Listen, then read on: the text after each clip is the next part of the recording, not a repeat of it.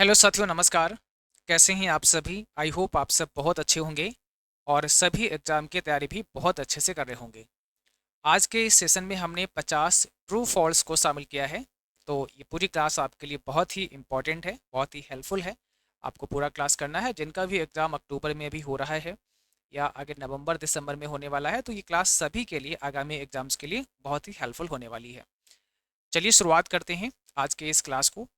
और इस क्लास को स्टार्ट करने से पहले आप सबको बता दें, अगर आपने हमारा जो पेड कोर्स है वो नहीं लिया है और जिनका भी एग्ज़ाम नवंबर में या दिसंबर में है, तो वो बच्चे पेड कोर्स में आ सकते हैं। ये बैच अभी आपको आज आज के लिए 299 का देखने को मिलेगा। उसके बाद फिर 399 का हो जाएगा और इसकी लाइव क्लास शाम को 6:30 पर होगी और एक सुबह आपकी 6 बजे क्लास आती है।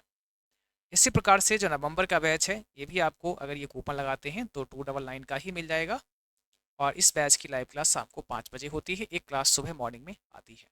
मॉर्निंग की क्लास दोनों ही अपलोड हो चुकी हैं, शाम को लाइव करेंगे, ठीक है। ये बैच आपको कैसे मिलेगा? तो ट्रिपल सी वाईफाई श्री का जो मोबाइल ऐप है वो प्ले स्टोर से आप डाउनलोड कर सकती हैं और इस बैच में आप एनरोल कर सकती हैं। चलिए, आज के सेशन में हमने जैसा आपको बताया शुरुआत में ही कि 50 ट्रू फॉल्स को हमने शामिल किया है। तो पहला सवाल है, बायोस का पूरा नाम बेसिक इनपुट आउटपुट सिस्टम होता है। आपको बताना है बायोस का जो पूरा नाम है वो बेसिक इनपुट आउटपुट सिस्टम होता है या फिर नहीं। ट्रू एंड फॉल्स में जवाब सबको देना है। और जो भी बच्चे क्लास में हाजिर हो चुके हैं, जो क्लास में शामिल हो चुके हैं, आप सब क्लास को एक बार शेयर कर दो ताकि और भी साथी लोग जो भी एग्जाम देने वाले हैं आगे, उन तक भी क्लास पहुंच पाए।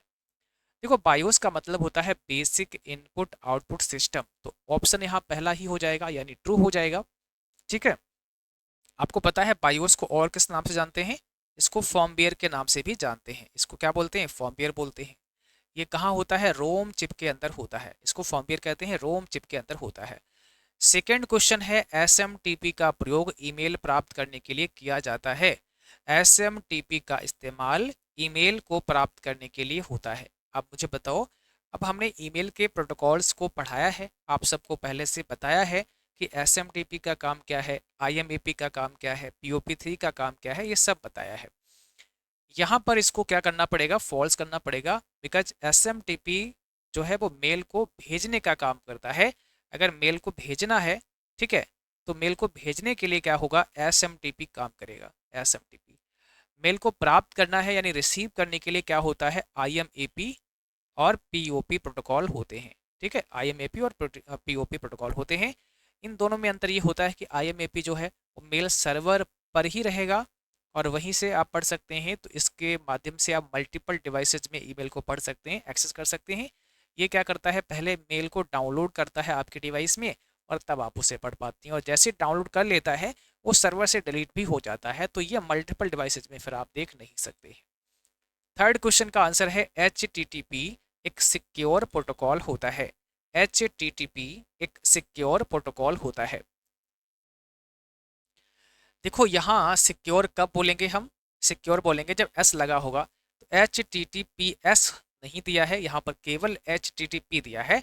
हाइपर टेक्स्ट ट्रांसफर प्रोटोकॉल होता है। तो इसको क्या करना है? फॉल्स करना है। इसको फॉल्स करना है। ठीक है। हाँ, देखो यहाँ पर भी मिस्टेक कर गया मुझे लगता है। एसएमटीपी का प्रयोग ईमेल प्राप्त करने के लिए किया जाता है। ईमेल प्राप्त करने के लिए, भेजने के लिए किया जाता है और इसलिए इसको फॉल्स करना पड़ेगा। बट देखो, यहाँ फॉल्स का ऑप्शन दिया है ए ऑप्शन के अंदर। तो इस बात का ध्यान रखना है आपको कि ऑप्शन कहाँ पर दिया है, पढ़ना है ध्यान से, है ना। नॉर्मली ऑप्शन ट्रू ए में होता है और फॉल्स बी में होता है, जबकि इन्होंने फॉल्स ए में दे रखा है। और इस प्रकार से हमने आज क्वेश्चन डाले। ऐसे ही सेम एग्जाम में भी आपको मिलता है। जब ऑप्शन आप देखेंगे तो उसमें फॉल्स जो है पहले नंबर पे आ जाता है और ट्रू बाद में आ जाता है। तो प्रैक्टिस आपको इसी प्रकार से करनी है, इसलिए मैंने आज कुछ ऐसे क्वेश्चन भी डाले हैं। तो यहाँ फॉल्स ऊपर दे रखा है, तो आपको फिर फॉल्स पे जाना पड़ेगा। अगला सवाल है, एसएसडी की गति एचडीडी से अधिक होती है। यानी जो एसएसडी है आपका, इसको बोलते हैं सॉलिड स्टेट ड्राइव। ये मैग्नेटिक होती है, सॉरी, ये आपकी जो है इलेक्ट्रिक होती है। और जो एचडीडी है ये आपकी मैग्नेटिक होती है। ठीक है। तो इसके अंदर जो होता है डेटा आईसी के अंदर स्टोर होता है, सारा डेटा आईसी में स्टोर होता है। तो इसकी गति ज़्यादा होती है। आपको इसको क्या करना पड़ेगा? ट्रू करना पड़ेगा। आईपी एड्रेस को हमेशा मैनुअली सेट करना पड़ता है। आईपी एड्रेस को हमेशा मैनुअली सेट करना पड़ता है, तो ऐसा नहीं है, हर बार इसको मैनुअली सेट नहीं करना पड़ता है। डीएनएस का कार्य domain name system, domain name को आईपी एड्रेस में बदलना होता है। डोमेन नेम सिस्टम इसका फुल फॉर्म है और इसका काम है डोमेन नाम को आईपी में कन्वर्ट करना। तो यहाँ पर ऑप्शन पहला करेक्ट हो जाएगा। अगला सवाल है, फायरवॉल का उपयोग कंप्यूटर की गति बढ़ाने के लिए होता है। कंप्यूटर की स्पीड को बढ़ाने के लिए फायरवॉल का इस्तेमाल होता है और आप सबको हम पढ़ा चुके हैं कि फायरवॉल हमारे कंप्यूटर की सुरक्षा के लिए होता है, तो ये तो यहाँ पर फॉल्स हो जाएगा। अभी तक जिन बच्चों ने क्लास को शेयर नहीं किया है, सारे बच्चे क्लास को शेयर कर दें। लाइक नहीं किया है तो आप लोग लाइक कर दें, और जो भी बच्चे नए हैं आप सब्सक्राइब करके बेल आइकन दबा लेना ताकि क्लासेस के नोटिफिकेशन आप तक पहुंचते रहें। अगला सवाल है, ट्रोजन एक प्रकार का मालवेयर होता है। ट्रोजन क्या है? एक प्रकार का, एक टाइप का मालवेयर है। ट्रोजन एक प्रकार का मालवेयर है। जवाब दीजिएगा इसमें कौन सा सही हो जाएगा, आपका राइट आंसर यहाँ पर क्या हो जाएगा, जल्दी से बताइए।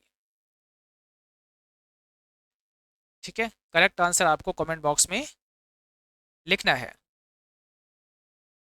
तो ट्रोजन एक प्रकार का मालवेयर है, हाँ जी, ऑप्शन पहला करेक्ट है। क्लाउड कंप्यूटिंग केवल ऑफलाइन मोड में कार्य करता है। क्लाउड कंप्यूटिंग जो होता है वो ओनली ऑफलाइन मोड में ही चलेगा। तो क्लाउड कंप्यूटिंग ऑफलाइन में नहीं चलेगा, वो इंटरनेट के माध्यम से ही एक्सेस कर पाएंगे, इसको भी फॉल्स करना पड़ेगा। क्लाउड कंप्यूटिंग ऑफलाइन मोड में कार्य करता है, फॉल्स है। लिनक्स एक ओपन सोर्स ऑपरेटिंग सिस्टम है। लिनक्स कैसा है? लिनक्स एक ओपन सोर्स है, ओपन सोर्स, ठीक है, ऑपरेटिंग सिस्टम है। तो बिल्कुल ठीक बात है, लिनक्स कैसा है? ओपन सोर्स है। आपको ये भी पता है लिनक्स को किसने डेवलप किया है? लिनस टॉरवाल्ड्स ने इसको डेवलप किया है। अगला सवाल है, IPv4 एड्रेस में 128 बिट्स होते हैं, यानी जो IPv4 होता है वो 128 बिट का होता है। यस या नो? आपको यहाँ ट्रू फॉल्स में जवाब करना है। क्या IPv4 जो IP का वर्जन 4 है वो 128 का होता है? नहीं, इसको भी फॉल्स करना पड़ेगा, क्योंकि ये जो है आपका 32 बिट का होता है। कितने का होता है? 32 का। 128 का कौन सा होता है? तो IPv6 जो होता है वो 128 का होता है और ये 32 बिट का होता है। अगला सवाल है, URL का पूरा नाम यूनिफॉर्म रिसोर्स लोकेटर होता है। यूनिफॉर्म रिसोर्स लोकेटर के नाम से URL को जानते हैं। यहाँ पर इसका जवाब है ऑप्शन पहला, एकदम ठीक बात है। यूनिफॉर्म रिसोर्स लोकेटर के नाम से ही URL को जाना जाता है। अगला सवाल है, ब्लूटूथ को शॉर्ट रेंज कम्युनिकेशन के लिए प्रयोग किया जाता है। जो आपका ब्लूटूथ होता है उसको शॉर्ट रेंज यानी कम दूरी के लिए, ठीक है ना, कम दूरी कम्युनिकेशन के लिए होता है। तो इसका भी आंसर आपको ट्रू पे देना है। कई बार ये पूछ लेता है कि ब्लूटूथ में किस प्रकार का नेटवर्क होता है, तो याद रखना है ब्लूटूथ में पैन नेटवर्क होता है, पर्सनल एरिया नेटवर्क होता है। क्या होता है? और इसको कई बार डब्ल्यू पैन लिखते हैं, यानी ये वायरलेस होता है, तो वायरलेस पर्सनल एरिया नेटवर्क इसको बोलते हैं, जो आपका ब्लूटूथ होता है और ये कम दूरी के लिए होता है। ठीक है, कई बार पूछता है कि आपका जो हॉटस्पॉट है, जिससे आप जो आपका हॉटस्पॉट होता है ना, उसमें कौन सा जो है नेटवर्क होता है, तो वहाँ पर आपका लैन होता है, इसको बोलते हैं लोकल एरिया नेटवर्क। क्या बोलते हैं? लोकल एरिया नेटवर्क बोलते हैं। चलिए अगला सवाल है, क्यूआर कोड केवल टेक्स्ट जानकारी ही संग्रहित कर सकता है। केवल जो है टेक्स्ट की जानकारी ही क्यूआर कोड संग्रहित कर सकता है, कोई वीडियो की जानकारी है, कोई ऑडियो है, वो नहीं कर पाएगा। तो इसको भी फॉल्स करना पड़ेगा, ऐसा नहीं है, क्यूआर कोड में हर प्रकार की जानकारी एकत्र हो सकती है। ठीक है, चलो इस बात का विशेष ध्यान रखना है, क्योंकि ये ऊपर नीचे दे रखे हैं ना, ट्रू की जगह फॉल्स, फॉल्स की जगह ट्रू, तो थोड़ा कंफ्यूज मत होइएगा, और एग्जाम में भी इस पर थोड़ा सतर्क रहना है आपको। फिर बाई मिस्टेक आप ट्रू को ऊपर लगा जाओ और फॉल्स को नीचे लगा जाओ। PDF का पूरा नाम होता है पोर्टेबल डॉक्यूमेंट फॉर्मेट। क्या होता है? पोर्टेबल डॉक्यूमेंट फॉर्मेट होता है PDF का। तो पोर्टेबल डॉक्यूमेंट फॉर्मेट बिल्कुल ठीक आंसर है, ऑप्शन पहला है। अगला सवाल है, वायरस केवल हार्डवेयर को नुकसान पहुंचाता है।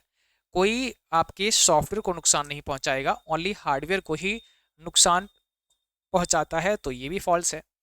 स्प्रेडशीट में फॉर्मूला हमेशा डैश चिन्ह से शुरू होता है।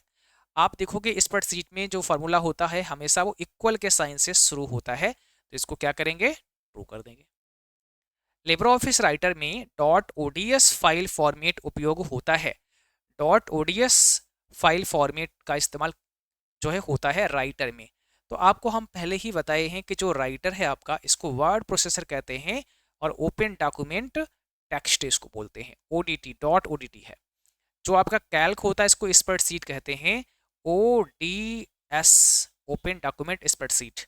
और जो इम्प्रेस होता है आपका, इसको डॉट ओ डी और पी कहते हैं, ओपन डॉक्यूमेंट प्रेजेंटेशन। तो यहाँ इन्होंने राइटर का ओडीएस बताया, तो यहाँ राइटर का ओडीएस नहीं कैल्क का होता है, इसलिए इसको क्या करना पड़ेगा, फॉल्स करना पड़ेगा। प्राइमरी की दोहराई जा सकती है। देखिए डेटाबेस में अगर हम देखें तो जो प्राइमरी की होती है इसका काम क्या होता है, प्राइमरी की को दोहराया नहीं जा सकता है, फॉल्स है। मतलब इसका डुप्लीकेट नहीं हो सकता है, ठीक है, डुप्लीकेट नहीं हो सकता है, डुप्लीकेट नहीं हो सकता है, प्राइमरी की दोहराया नहीं जा सकता है। नॉर्मलाइजेशन का उपयोग डेटाबेस में रिडंडेंसी घटाने के लिए इस्तेमाल करते हैं। ट्रू एंड फॉल्स में इसका जवाब आपको देना है। फटाफट से बताइए कौन सा करेक्ट हो जाएगा जल्दी से। और जिन बच्चों ने क्लास को अभी तक शेयर नहीं किया है, प्लीज़ क्लास को आप शेयर कर दें। लाइक नहीं किया है तो आप लाइक कर दें, और जो नया साथी हैं वो सभी चैनल को सब्सक्राइब करके बेल आइकन भी दबा लें। यहाँ पर इसका आंसर ट्रू हो जाएगा। HTML का पूरा नाम हाइपर टेक्स्ट मार्कअप लैंग्वेज होता है।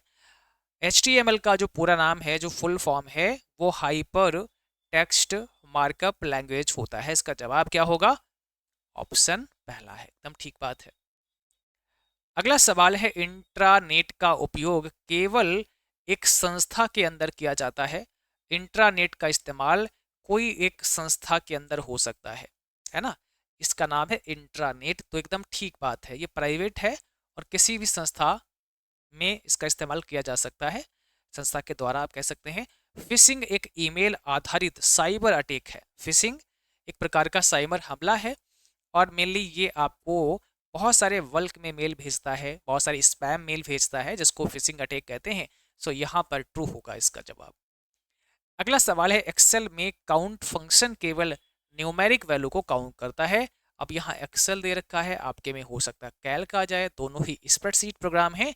और अगर हमें कोई भी नंबर काउंट करवाने हैं कि कितने नंबर यहाँ लिखे गए हैं, तो काउंट फंक्शन यूज करते हैं। लेकिन काउंट फंक्शन केवल क्या करता है, न्यूमेरिक वैल्यू को ही काउंट करता है। डेटाबेस टेबल में कॉलम को रिकॉर्ड कहा जाता है। डेटाबेस टेबल में जो आपके कॉलम होते हैं, तो कॉलम को क्या बोलते हैं, इसको रिकॉर्ड नाम से बोलते हैं। कॉलम को क्या बोलते हैं, रिकॉर्ड बोलते हैं। इसको ट्रू करना पड़ेगा। यूपीएस का प्रयोग पावर फेलियर के समय बिजली प्रदान करने के लिए किया जाता है। यानी जब पावर सप्लाई बंद हो जाती है, तब बिजली प्रदान करने के लिए यूपीएस का इस्तेमाल करते हैं। अनइंटरप्टेबल पावर सप्लाई होता है, एकदम ठीक बात है।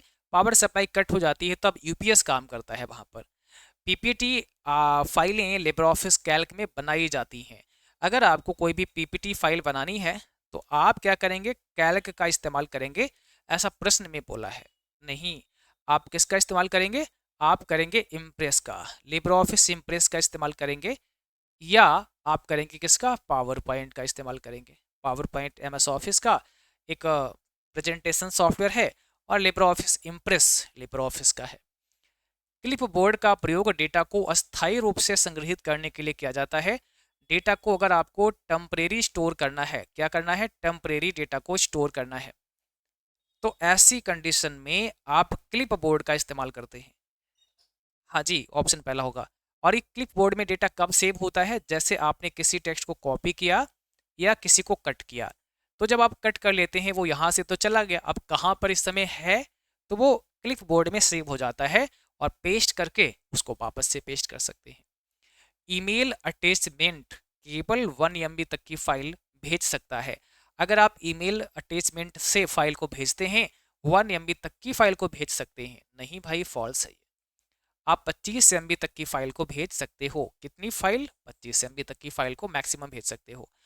मदरबोर्ड को कंप्यूटर का बैकबोन कहा जाता है। कंप्यूटर का जो बैकबोन है वो मदरबोर्ड कहलाता है। यस। स्पैम मेल वैध और आवश्यक मेल होती हैं, ये बहुत इंपॉर्टेंट होती हैं। ऐसा प्रश्न में पूछा है कि जो स्पैम मेल होते हैं बहुत वैलिड और आवश्यक होते हैं? नहीं, ये स्पैम मेल जो होते हैं ये आपके जंक मेल कहलाते हैं, इनको जंक मेल भी कहते हैं। ये अनवांटेड बहुत सारे जो मेल्स आते हैं, है ना, अनसोलिस्टेड मेल्स होते हैं, उनको आप स्पैम कहते हैं। कंट्रोल जेड का प्रयोग अंडू करने के लिए होता है। आप अंडू कर सकते हैं कैसे? कंट्रोल जेड से, रेडो कंट्रोल बाई से। डिजिटल सिग्नेचर का उपयोग डॉक्यूमेंट्स को ऑथेंटिकेट करने के लिए होता है। कोई भी डॉक्यूमेंट है उस पर जो आप साइन करते हैं, उस पर साइन करते हैं तो वो वैलिड हो जाता है। जैसे आपने देखा होगा जो फिजिकली कोई डॉक्यूमेंट होता है उस पर भी आप साइन ही करते हैं तभी वो वैलिड होता है। बट अगर कोई डिजिटल कॉपी है जो प्रिंट में नहीं है, और डिजिटल कॉपी को हमें कैसे हम उसको फिर ऑथेंटिकेट करेंगे, तो उस पर हम डिजिटल साइन को लगा देंगे। तो यहाँ ऑप्शन पहला है, एक डिजिटल सिग्नेचर होता है जो ऐड करते हैं तो फिर वो वैलिड माना जाता है। ठीक है, अब ये वो डिजिटल साइन नहीं है कि आपने सिग्नेचर किया कॉपी पे फिर स्कैन करके वहाँ पे चिपका दिया, वो वाला साइन की बात नहीं हो रही है। यहाँ डिजिटल साइन की बात हो रही है जो आपके सर्टिफिकेट पर आता है, जो आपने देखा होगा जब आप डाउनलोड करते हैं तो वहाँ पर फिर एक ब्लू टिक आ जाता है जब आप उसे वेरीफाई कर लेते हैं, तो वो साइन की यहाँ पे बात हो रही है। उससे प्रमाणित हो जाता है कि ये कॉपी एकदम जेन्युइन है। ठीक है, विट और वाइट समान होते हैं। विट और वाइट समान होते हैं। विट और बाइट समान होते हैं? नहीं भाई, आपका ऑप्शन पहला है फॉल्स है। विट और बाइट में अंतर होता है, बिट छोटा है और वाइट बड़ा है। 8 बिट जहां होगा तब एक बाइट हो पाएगा, तो 8 बिट और एक बाइट।